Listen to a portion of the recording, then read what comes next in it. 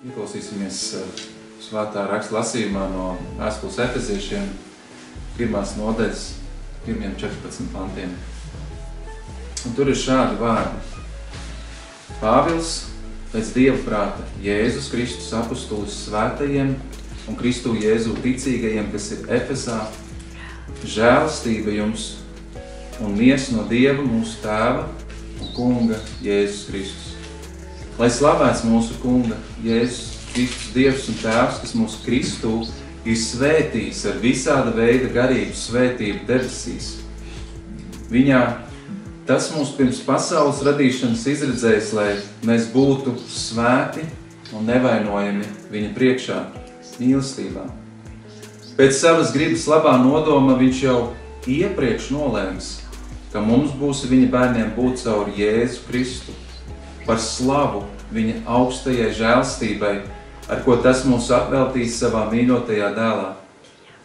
Viņā mums dota pestīšana, viņa asinīs grēku piedošana pēc viņa bagātās žēlstības, kurā tas pārpilnībā mūs atveltīs ar visu gudrību un atziņu, atklādams mums savas gribas noslēpumu pēc sava labā nodoma, kuru tas, laikiem piepildoties, bija apņēmies novest līdz galam, visu apvienojot zem vienas galvas, Kristus, gan to, kas debesīs, gan to, kas virs zemes.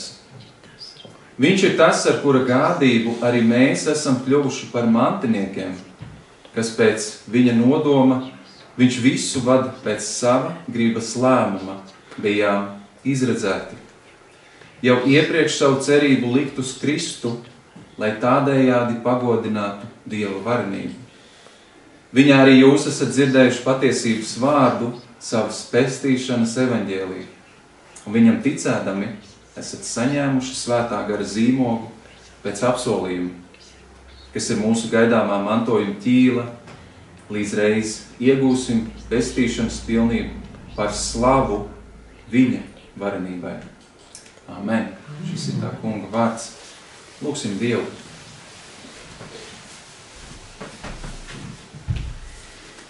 Debes Tēvs, Tev, kas redzi visu sirdis, mēs lūdzam, lai Tavs prāts notiek un lai Tu, Tavs, apgaismo šīs patiesības, par kurām tikko lasīts, Tēvs. Es lūdzu, lai viss liekais, viss nevajadzīgais, viss cilvēcīgais ir prom, bet lai paliek mums tikai tas, kas ir dārgs Tavs vārds. Mēs lūdzam Tavu svētību par šo laiku, kurā pārdomāsim šos varenos vārdus Kristus dēļ. Amen. Amen. Lūdzu, sēdieties.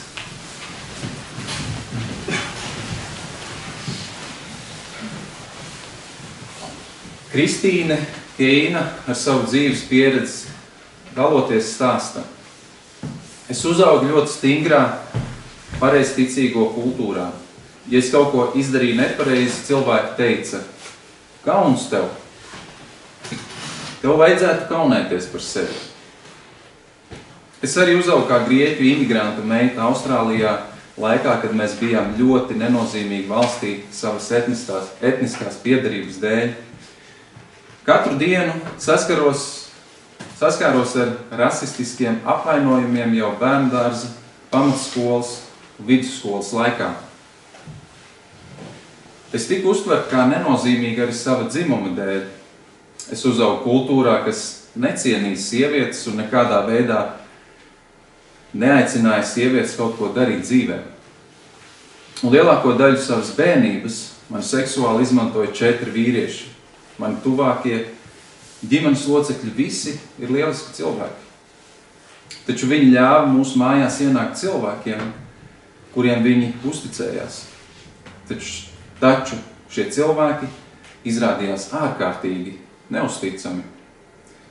Kauns bija apmetnis, ko es pastāvīgi valkāju. Šis ir neliels dzīves fragments no Kristīnas, kura Dieva žēlstībā ir kļuvusi par Dieva bērnu. Viņa dalās ar savu pieredzi par to, kā veidojas viņas identitāte caur notikumiem, vardarbību un traumām, kuras viņa piedzīvoja savas dzīves laikā. Un šādi stāsti ir tūkstošiem, un visticamāk, ja tu esi godīgs, arī tev tāds ir. Būsim godīgi. Mēs vēl neesam jaunajās debesīs un jaunajā zemē. Mēs joprojām nopūšamies un gaidām mūsu kunga un glābēja Kristus otro atnākšanu. Šī ir ļaunuma un grēka skarta pasaule, kur ietekmē uz cilvēku identitāti, atstāja milzīgus nospiedumus visas viņa dzīves garumā. Arī kristietis nav pilnībā pasargāts no pagātnes ietekmēm, no grēka sekām cita cilvēka vai paša grēka dēļ. Un tomēr identitāte, tā ir mūsu būtība. Tā veido to, kā domājam, kā runājam un kā uzvedamies. Taču par spīti grēkam un salauztībai, ko mēs piedzīvojam šajā pasaulē, Dievs caur savu draudzi dara kaut ko unikālu, kaut ko īpašu, kas ienes mūsu salauztās identitātes dziedināšanu. Kāds ir Dieva plāns un kā viņš to īsteno? Par to domāsim šajā dienā un no vēstules Efeziešiem rakstvietas, kas tika iepriekš nolasīta. Taču es šajā brīdī gribētu, ka mēs nedaudz padomājam par Efezu. Efesa bija reģiona centrs, kurā rosījās dzīvība, tirdzniecība, reliģiska daudzveidība. Tajā atradās viens no pasaules senajiem brīnumiem – dievietes Artemīdas templis. Templi un svētvietas esot bijuši ikus stūra. Efesa skaitījās liela pilsēta, jo tajā dzīvoja 250,000 cilvēki. Iedomājies, kā tas bija pirmajiem kristiešiem būt šādā pagānisma epicentrā. Ko mēs zinām par Pāvila un Efesas draudzes attiecībām? No apustuļu darba 19. un 20. nodaļas mēs zinām, ka Pāvils Efesā pavadīja apmēram 3 savas dzīves un kalpošanas gadus.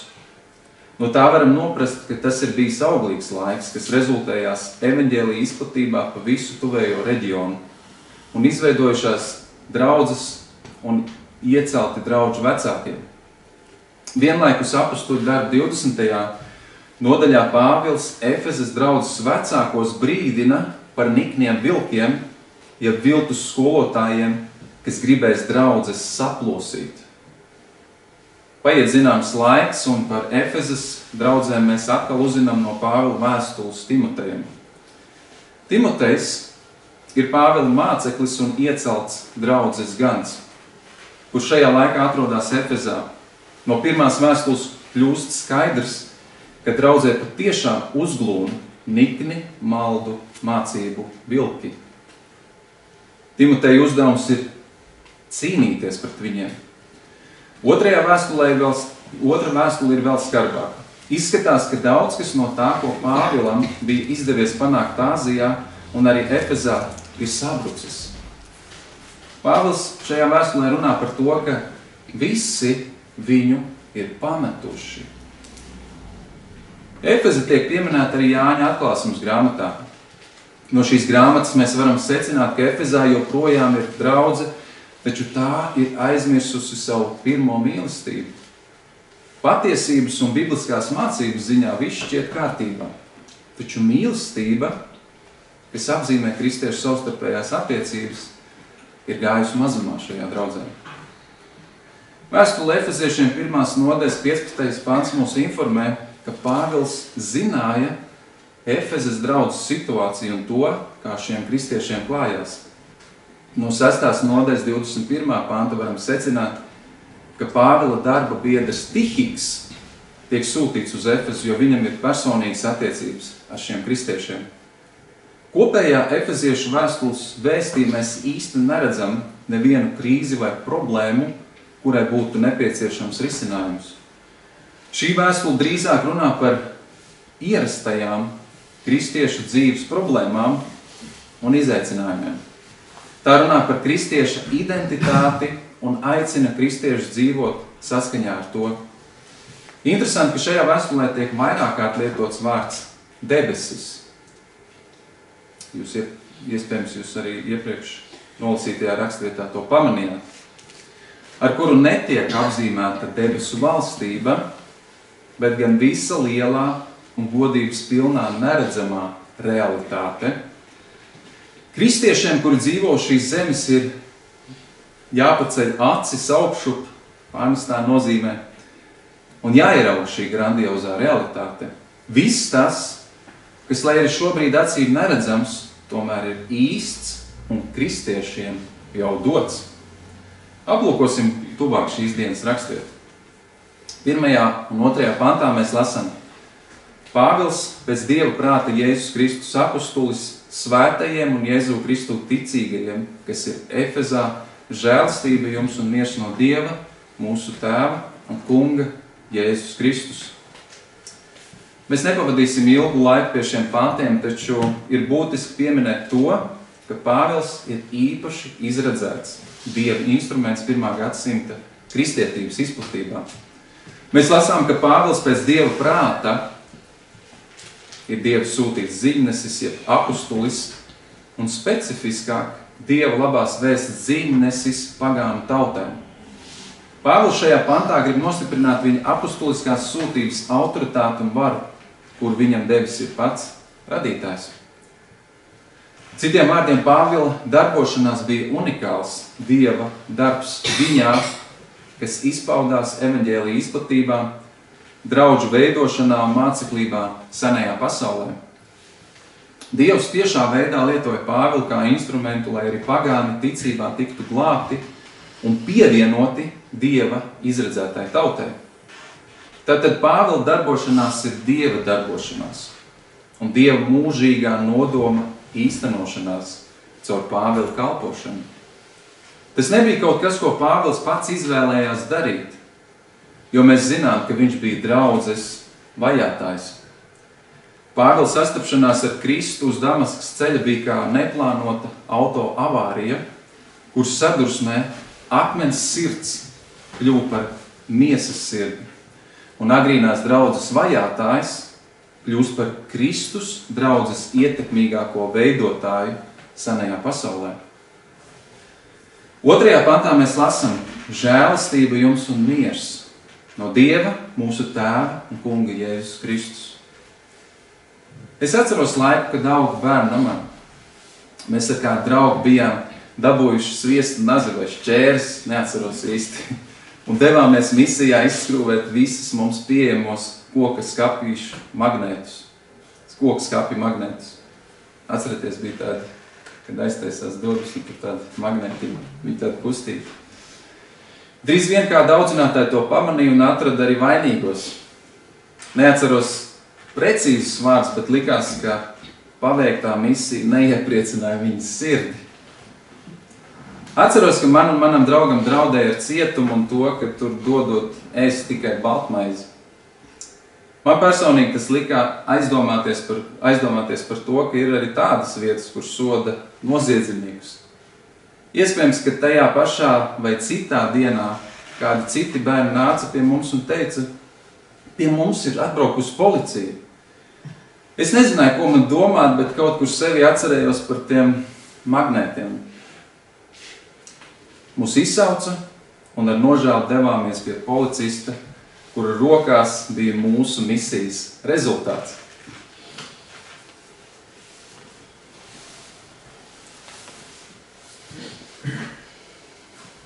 Policija mūs izpratināja, mums par iepriecu palaida. Kopš tās dienas turpmāk magnētu skrūvēšanas bizness man un draugam bija beidzies. Šajā situācijā mēs saņēmām bardzību un sodu, jo vēlāk par savu noziegumu tiku arī nopērts. Atgriežoties pie 2. panta, Pāvils neraksta: taisnīgums un izbailes jums no Dieva. Viņš tā neraksta. Kas būtu bijis pelnīt atbilstoši tam, kā efezieši uzvedās laikā bez Kristus, dzīvodami pārkāpumos un grēkos un būdami vēlna apstulboti visos savos ceļos.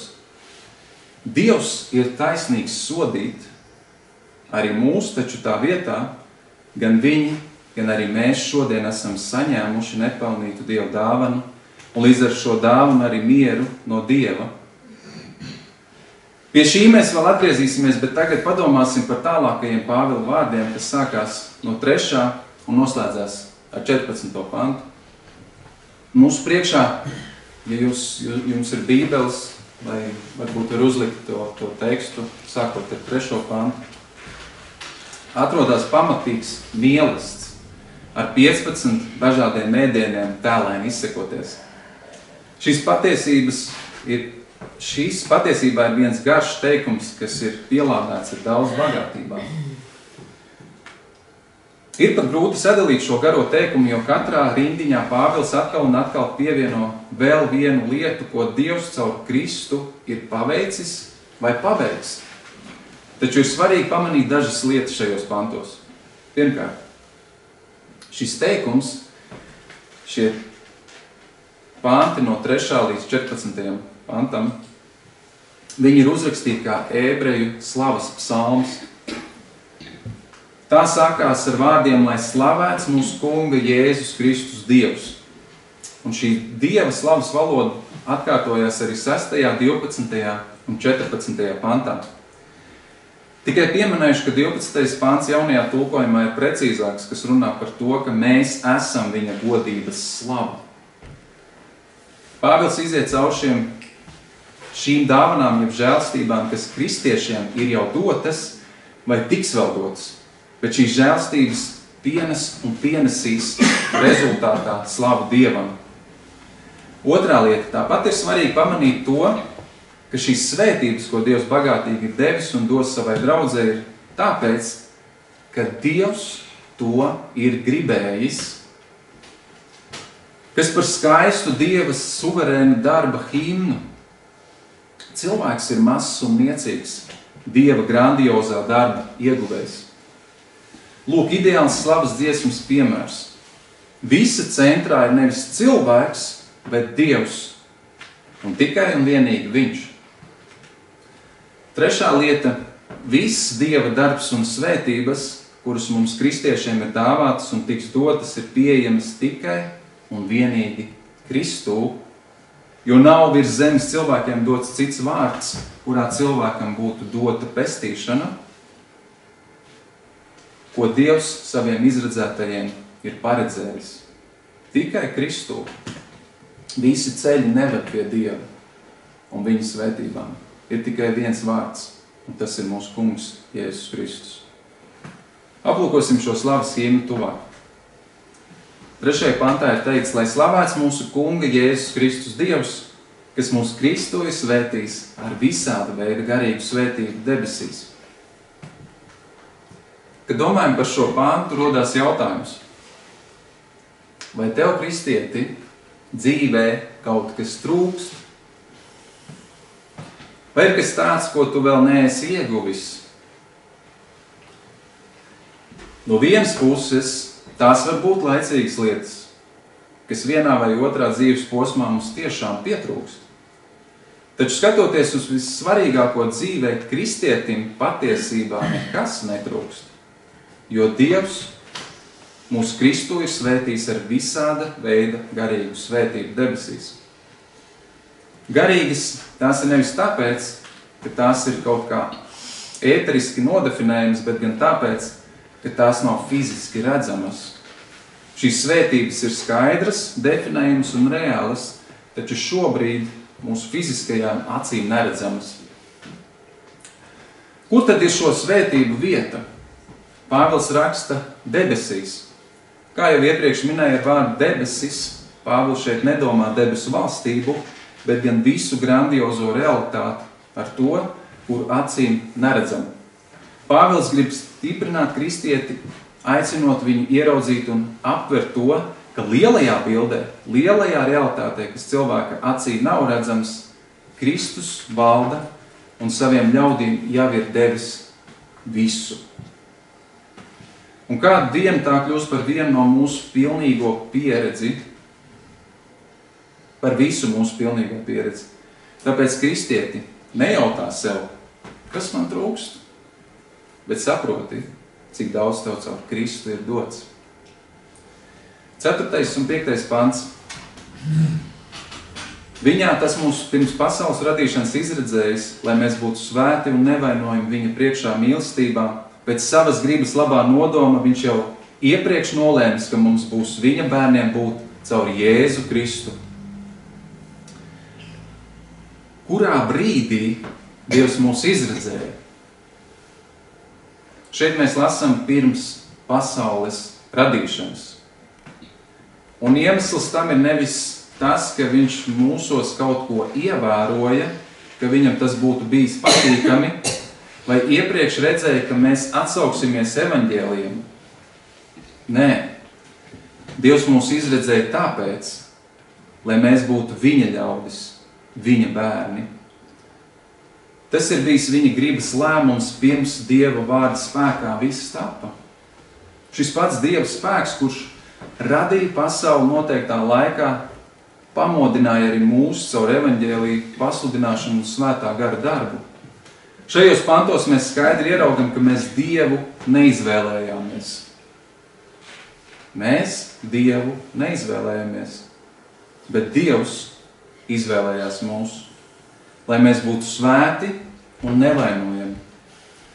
Šajā brīdī nekritīsim neauglīgā sarunā par to, kurš ir izredzēts, kurš nav. Tā vietā slavēsim Dievu par viņu varenību. Tas, ka esam kristieši, nav mūsu pašu izvēle. Tas, ka esam Dieva bērni, nav tāpēc, ka mēs paši kaut kā atradām Dievu un aizgājām pie Dieva. Tas viss ir Dieva mūžīgais nodoms, kas īstenojās cilvēces vēsturē arī tavā un manā dzīvē. Viņš mūs ir izredzējis, lai mēs atlikušo dzīvi dzīvotu viņam un darītu to mīlestībā. Ja Dievs gribēs par šo praktisko kristiešu pusi, mēs vēl runāsim citā reizē. 6. pantā ir teikts: par slavu viņa augstajai žēlastībai, ar ko tas mūs apveltīs savā mīļotajā dēlā. Tātad mūsu atbildē jeb reakcija par to, ka Dievs mums pirms pasaules radīšanas izredzēja, vajag būt pateicības pilnai slavai par viņa bagātīgo žēlastību. Dievs par mums ir apžēlojies. Viņš mums nav devis to, kas pēc Dieva taisnības mums pienāktos. Kristus samaksāja to, kas bija jāsamaksā mums. Un kā tas ir noticis?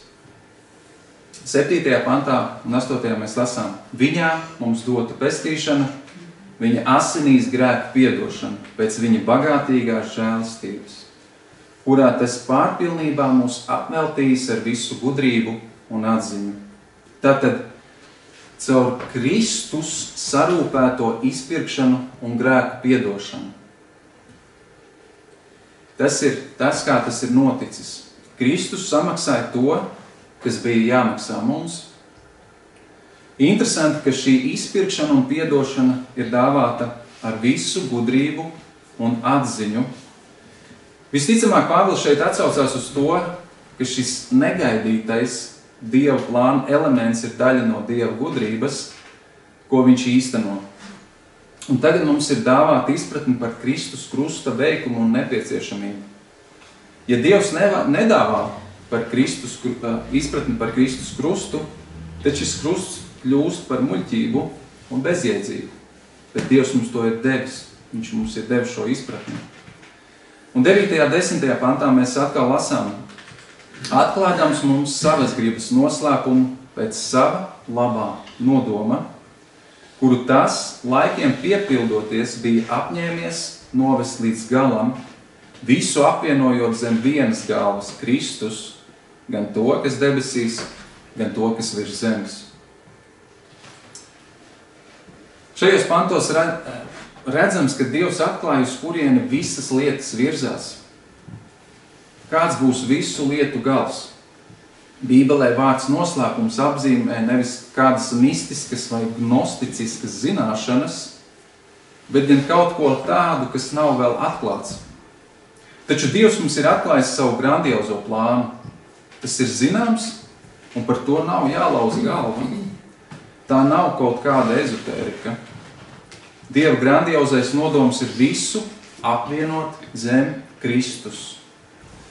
Šāda valoda raksturo valdnieku un autoritāti. Ir svarīgi pamanīt, ka apvienots tiks viss, gan tas, kas debesīs, gan tas, kas virs zemes, gan laicīgais, gan šobrīd mūsu acīm neredzamais. Gan tas, ko mēs piedzīvojam un uztveram ar maņām, gan tas, kas mūsu cilvēciskumam ir netverams. Dieva grandiozais apvienošanas darbs ir sācies. Tu jautāsi, kur tu to redzi, Ingus? Viena lieta, kur to var redzēt, ir šīs vēstules 2. un 3. nodaļā, kur Pāvils runā par jūdu un pagānu apvienošanu. Draudze, kur sastāv no tik daudz dažādiem cilvēkiem, ir tāds kā šīs iespaidīgās apvienošanas priekšvēstnesis un sūtnis. Šobrīd vēstules ievadā mēs to neredzam, taču vēlāk tas kļūst skaidrs.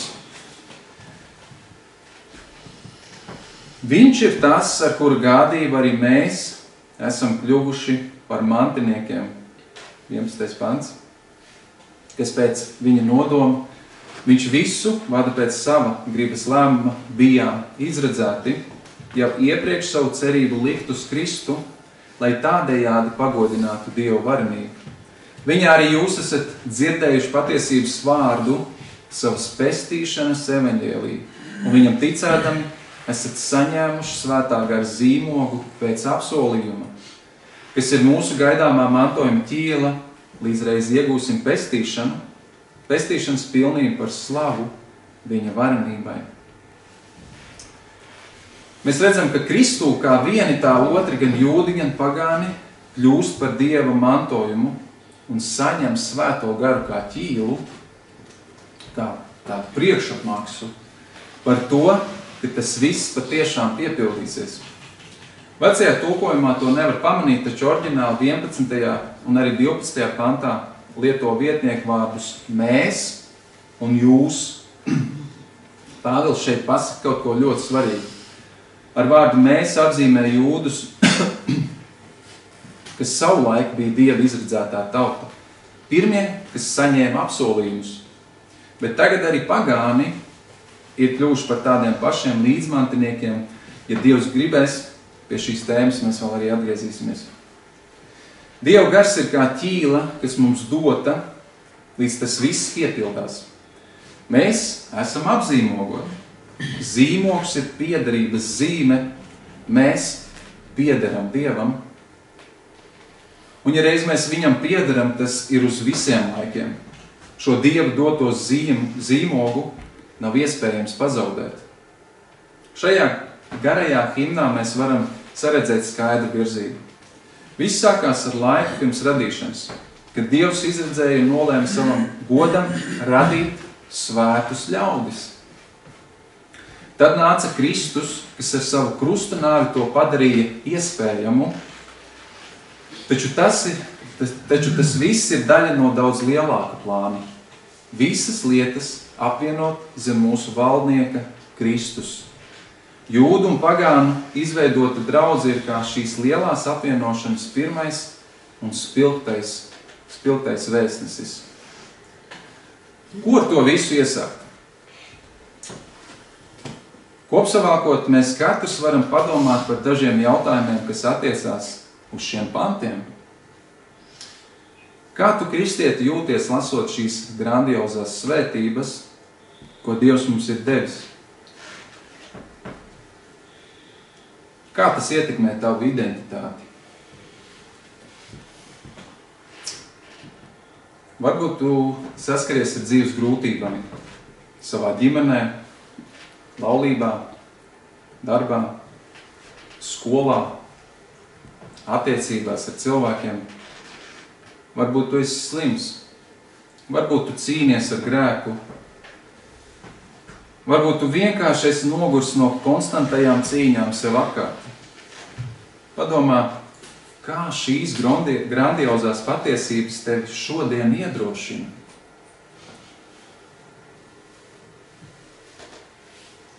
Un vēl viens labs jautājums, par ko ir padomāt, ir vērts padomāt, kāpēc ir tik grūti ikdienā domāt par šīm patiesībām? Par to, kas mēs esam, ko Dievs mums ir devis. Kāpēc?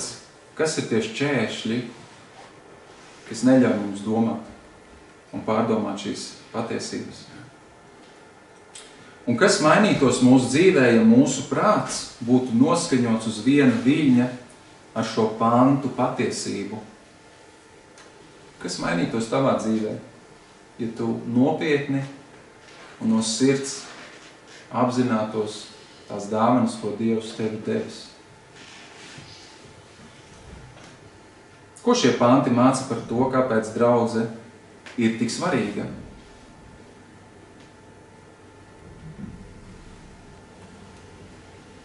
Es ceru, ka tu vēl padomās par šiem jautājumiem šajā dienā un arī jaunajā nedēļā.